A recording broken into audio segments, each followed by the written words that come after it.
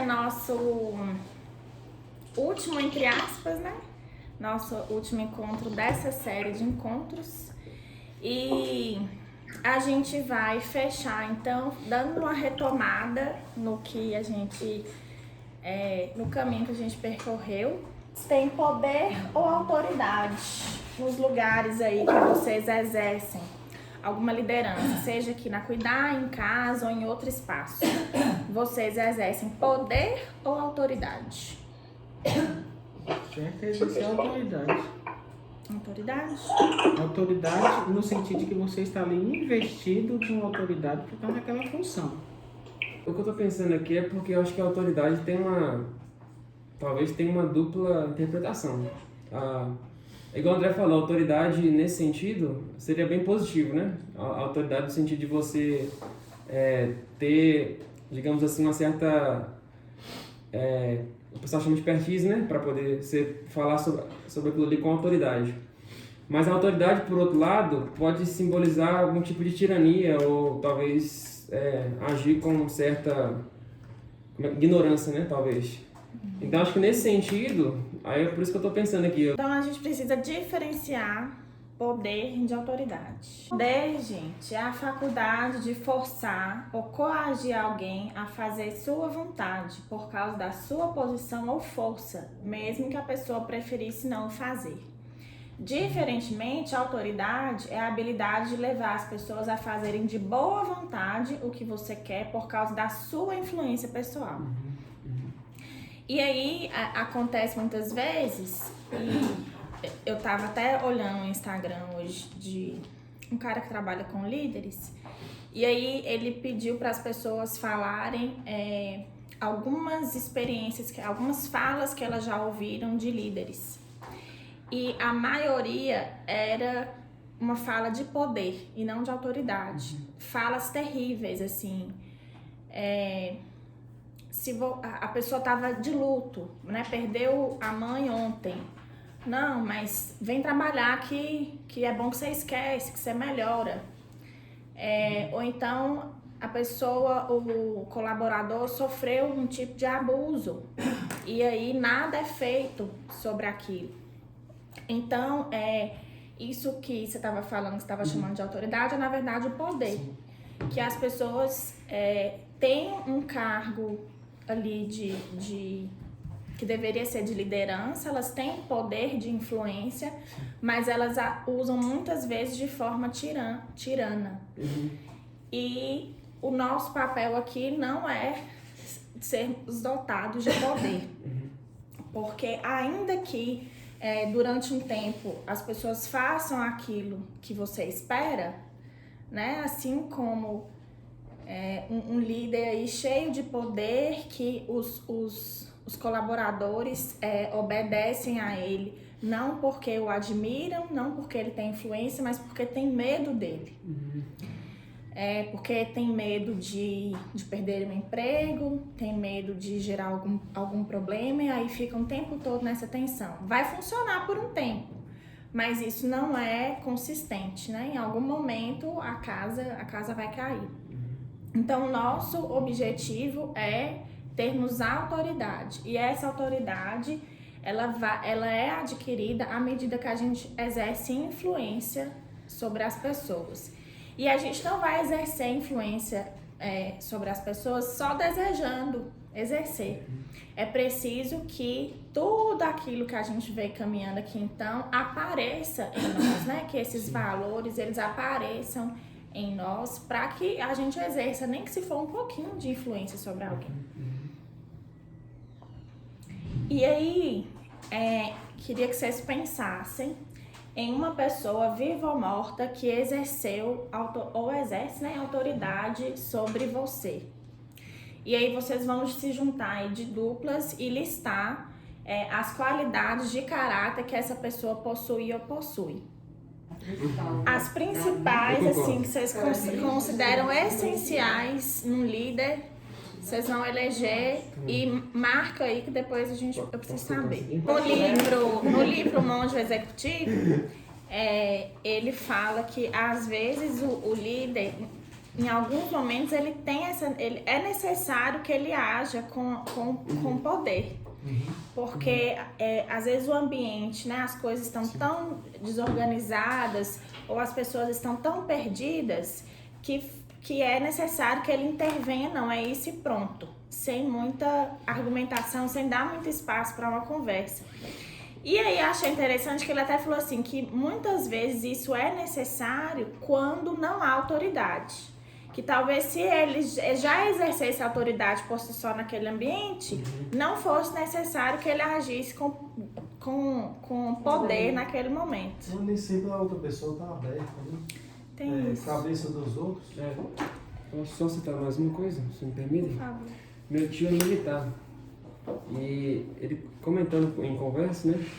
Ele fala que no militarismo, quando acontece, por exemplo, alguma situação de embarcação, o líder da embarcação ele pode agir até com violência se for para salvar as pessoas e o bordo, né? E não é imputado a ele nenhum crime, nem nada, nenhuma consequência legal por causa disso, né? Por causa do bem, numa situação de desastre ou que, né, as vidas vão se perder, né, no navio ou alguma coisa nesse sentido. Então acho que é interessante falar.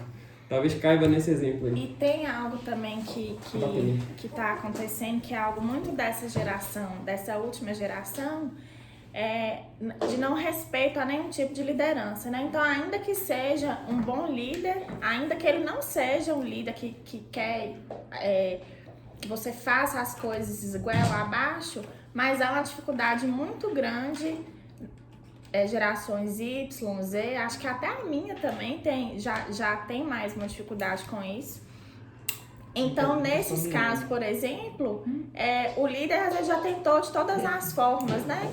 Com que se concretize aquilo que precisa. Lembrem aí dos professores tentando dar aula na escola pública, por mais que talvez não tenham tanta habilidade para fazer aquilo, não estão fazendo da forma ideal, mas eles são completamente desrespeitados. E aí, às vezes, é necessário agir com poder mesmo, porque eles estão lá falando com a parede, né? Hoje eles estão perdendo, inclusive, o poder, né? Porque a escola, até o poder, a direção da escola está tirando esse poder e o professor hoje não tem nem poder nem autoridade. Garra, coragem, honestidade, ética, respeito, diálogo, segurança, flexibilidade, equilíbrio, objetivo, determinação, paciência, influenciador. Que líder, viu, gente? Dentre esses aqui que vocês, né, essas foram as principais virtudes aí que vocês elegeram. Esses atributos aí, eles geralmente as pessoas já nascem com ele? Algumas coisas são, sim, outras, a maioria é adquirida. A maioria é adquirida, né? E se a maioria é adquirida, então a gente pode pensar que é um comportamento, né? Uma habilidade que pode ser desenvolvida. Então, por exemplo, a virtude da paciência. Eu não sou uma pessoa muito paciente, né? Quem me conhece mais de perto sabe que eu não sou, assim, a pessoa mais paciente do mundo. Mas essa é uma virtude que eu sei que eu preciso desenvolver para tudo na minha vida. E aí que eu venho tentando, assim, cada dia mais e mais desenvolver. Uma característica, deixa eu ver se tem aqui, honestidade, flexibilidade, determinação. Essa é uma habilidade que eu não tinha. Eu não via muito isso em mim, não. Assim, na época da escola, as coisas iam muito assim acontecer na minha vida. E aí, alguma coisa rolou aí que hoje eu me vejo muito mais determinada para atingir meus objetivos. Algo que eu não tinha antes, eu não nasci com isso, talvez eu não fui a pessoa mais estimulada na minha família a desenvolver isso, mas as circunstâncias da minha vida me fizeram hoje ter mais determinação e conseguir concluir mais os meus objetivos do que quando eu era mais nova. Então não foi algo que, né, como uma varinha mágica e aconteceu, mas também não foi algo que eu nasci pronta para isso. isso foi uma habilidade desenvolvida e que está em desenvolvimento. Então, se a gente entende que essas características aqui, elas não são natas e elas também não são impossíveis, a gente pode adquiri-las em algum momento? Será que vocês têm essas características? E aí esse é o momento para pensar se essas características que vocês admiram em pessoas que exercem ou exerceram influência sobre vocês, se vocês têm essas características. E isso para a gente pensar no ambiente corporativo, mas também na família, porque cada um aqui exerce alguma influência, seja em casa ou seja em algum outro ambiente, e vai exercer e exerce aqui dentro. Então, além da gente fazer essa retrospectiva, eu queria que vocês pensassem aí agora. O que dessas características que vocês já têm e quais que precisam ser desenvolvidas? Entendendo que é um comportamento e que um comportamento com decisão e perseverança você pode desenvolver, o que significa que a gente não vai errar, que a gente não vai falhar nesse processo, mas que a gente vai caminhar para tentar desenvolver. Que é um exemplo disso é o que a gente conversou na semana passada sobre o feedback. Então, a maioria tem dificuldade de dar feedback, mas não significa que isso não possa melhorar. Não significa que a gente não pode aprender a dar feedback. A gente pode aprender, assim como a gente começou a aprender na semana passada. Quando a gente identifica algo para melhorar, não adianta a gente anotar e falar assim, não, de agora até o final do ano, eu vou resolver tudo isso aqui. Não vai dar certo. E aí você vai se frustrar e vai desistir no meio do caminho. Elejam entre essas características aí que vocês entenderam que precisam desenvolver, elejam no máximo 3 e invistam energia de agora até o final do ano, até dezembro, para vocês melhorarem nesses 3 aspectos. E melhorar não é repetir na frente do espelho, não, agora eu vou ser paciente. Não funciona, né? Então, forma de melhoria é consciência, tomada de decisão e ir em frente, a tal da garra.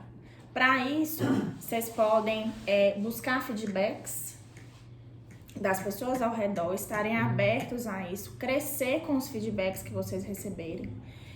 Estudar sobre, então, virtude da paciência, que eu sei que eu preciso. Então, será que eu preciso aprender com pessoas pacientes? Então, é importante, talvez, eu ter pessoas ao meu lado mais pacientes para eu caminhar, para eu aprender a respeitar mais o tempo das pessoas. A meditação é algo que pode ajudar uma pessoa impaciente, né? A respiração diafragmática, antes de uma decisão importante, antes de uma conversa importante, ou eu tô ali no ápice de uma situação, eu vou tentar respirar aqui antes de só falar alguma coisa. Então, estar consciente. A nossa tendência é viver no automático. As coisas vão acontecendo, a gente vai agindo sem muita consciência do que nós estamos fazendo. Saber disso aqui é para nos tornar atentos, ter um olhar atento sobre as nossas atitudes. Então, assim, Renas comentou sobre ela ter muita coragem para iniciar projetos, mas ela não dá continuidade. Então, talvez, uma possibilidade para a Renata beleza, eu tenho um tanto de ideia aqui na minha cabeça, um tanto de coisa que eu comecei. Então, eu vou eleger uma coisa aqui que eu vou concluí-la. Ok, concluir, depois que eu terminar isso aqui, eu vou para outra coisa.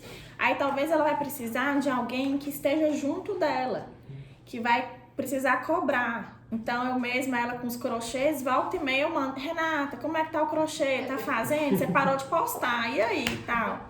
Porque eu sei que ela vai deixando para lá. Então é importante a gente ter pessoas que vão nos chamar a atenção para aquilo, que vão nos acompanhar, ler sobre, no caso de determinação, Então, se a gente tem tanta coisa hoje acessível, gente, tanto livro, tanto vídeo, né, o que vocês precisarem também, não tem como a gente adquirir essas virtudes que a gente acha importante em um líder sem nós nos esforçarmos para isso. E não adianta também a gente colocar um tanto de uma vez.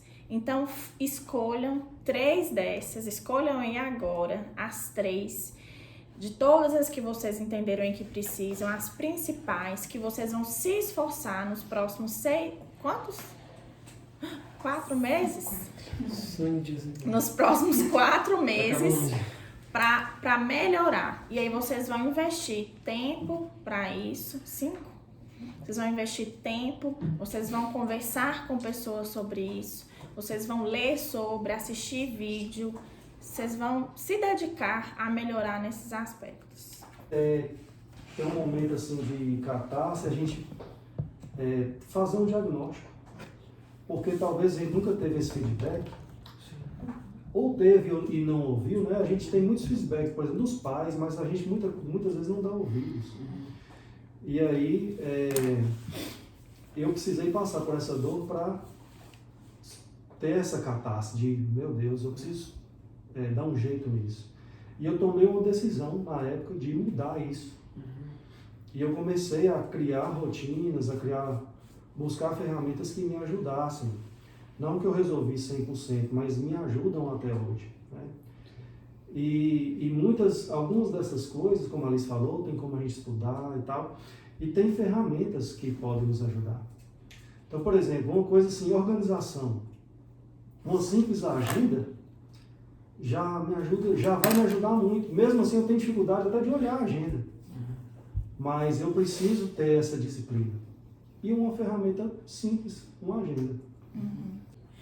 Então, um líder que reconhece suas fraquezas não é aquele que envolve os liderados em seus problemas pessoais. Diferentemente, ele sabe reconhecer quando agiu mal, rever, pedir desculpas e dar novos passos. Por que eu coloquei isso aqui? A gente estava falando aqui sobre pontos de melhorias. Então, não significa que, lá todas as pessoas precisam saber que você tem esse probleminha, que você tem que desenvolver isso. Nossa, pobre de mim que tem esse problema.